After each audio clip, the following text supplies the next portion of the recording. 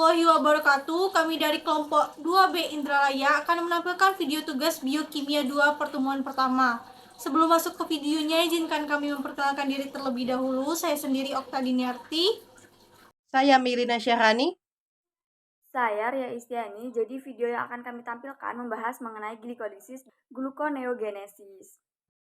Adapun tujuan pembelajarannya adalah mahasiswa mampu menunjukkan sikap tanggung jawab untuk memahami materi glikolisis.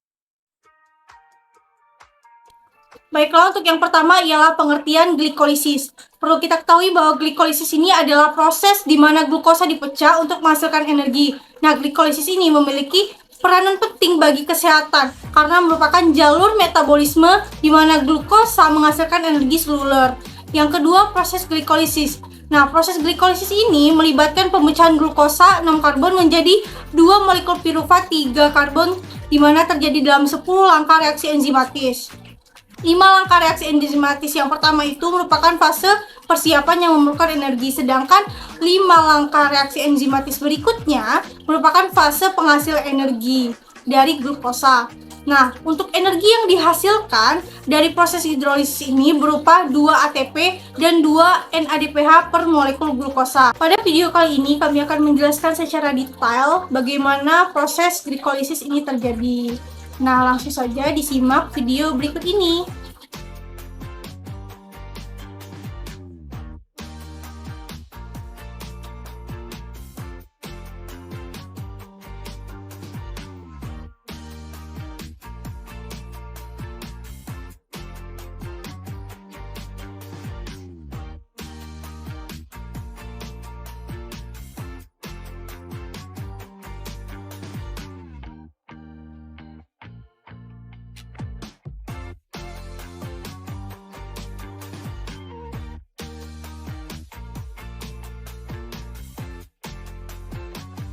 Dalam proses glikolisis terdapat fase persiapan dan penghasil energi, di mana pada fase persiapan terdiri dari 5 langkah.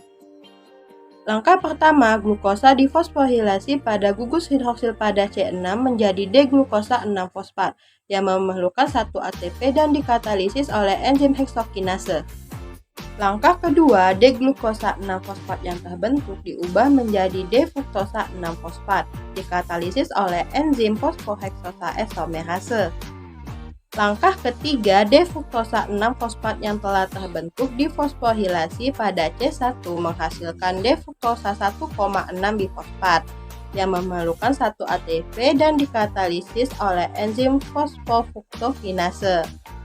Langkah keempat, D-fruktosa 1,6 bifosfat dipecah menghasilkan 2 molekul 3 karbon, dihidroksiaseton fosfat dan gliseraldehida 3 fosfat, lalu dikatalisis oleh enzim aldolase.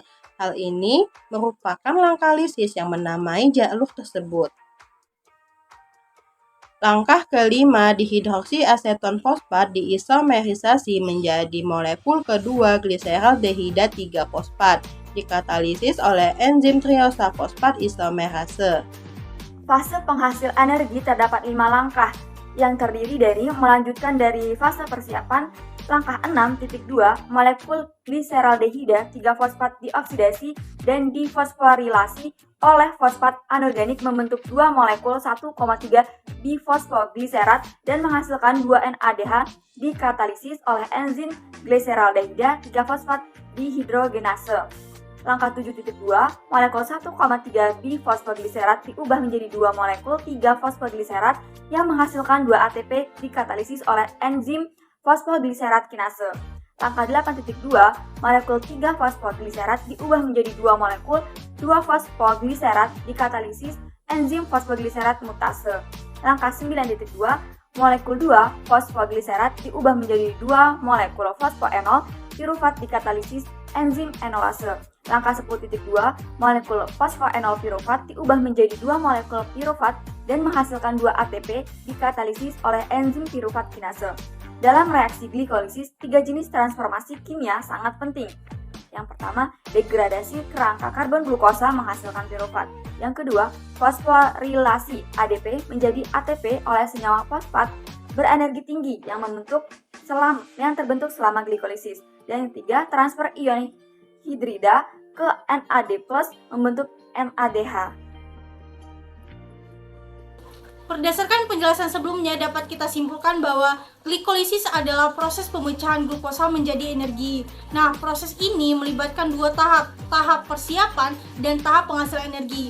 Nah, energi yang dihasilkan atau produk yang dihasilkan ini berupa 2 molekul ATP dan 2 molekul NADH. Nah, mungkin itu saja penjelasan dari kami. Lebih dan kurang kami mohon maaf. Kepada Allah kami mohon ampun. Wassalamualaikum warahmatullahi wabarakatuh.